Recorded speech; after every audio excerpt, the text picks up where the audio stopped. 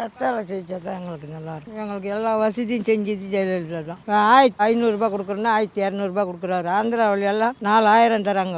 எங்களை மாரி ஆளுங்க எப்படி போய்க்கிட்டு அந்த தெருவில் இருக்கிற பிரச்சனை நான் சொல்ல முடியாதேம்மா. நான் ராய்க்கு போகிறேன், காலையில் வந்தேன். எந்த ஆட்சி வந்தாலும் நான் போடுறத போட்டுடுவேன். நான் அப்போ போடுறது ரெட்டலைக்கு. அதுவே தான் அரையாத்துலேருந்து நான் காஞ்சிபுரத்துலேருந்து வந்ததுலேருந்து அந்த ரெட்டலைக்கு தான் போடுவேன். எம்ஜிஆர் இருந்தார், ஜெயலலிதா இருந்தாங்களா, அதில் தான் போடுவேன். இல்லை நல்லவங்களா இருந்தால் வாய்ப்பு கொடுப்போம். அதுவும் நம்ம ஊர் மனசாளுங்களா இருந்து நல்ல மனசாலாக இருந்தால் அவங்களுக்கு வாய்ப்பு கொடுப்போம். விஜய் வந்தாலும் நல்லாயிருக்கும், ரெட்டல் வந்தாலும் நல்லாயிருக்கும். 2 பேர் எது ஜெயிச்சாலும் பரவாயில்ல. மக்கள் எது தேர்ந்தெடுக்கிறாங்களோ அதுதான்மா.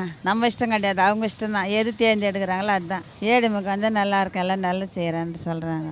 ஆட்சி மாறுபட்டால் தான் நல்லா இருக்கும் மேடம். ஒன்று டிவிக்கு இல்லைன்னா ஏடிஎம்க்கு. என்ன காரணம்னா இப்போது மக்களுக்கு தேவையான அடிப்படை தேவைகள்லாம் ரொம்ப கம்மியாக இருக்குது. இவங்க 2 பேரில் யாருன்னா வந்தால் நல்லாயிருக்கும். மக்கள் ஒத்துழைக்கலையே, அதுமாரி நபருக்கு போடும்போது எல்லாம் ஒட்டு மொத்தமாக போட்டோம்னா கரெக்டாக இருக்கும். அவர் சதவீதம் கூட கம்மியாக தானே வாங்குறாரு வாக்கு. அப்படி இருக்கும்போது அவர் எப்படி வருவார்? எங்கள் ஏரியாவில் வந்து நிறைய அடிப்படை தேவைகள் உண்டு மக்களுக்கு. இந்த தெருவிளக்கு, அதேமாரி ரோடு வசதி, குடிநீர் தண்ணி, இதெல்லாம் ரொம்ப சிரமமாக இருக்குது.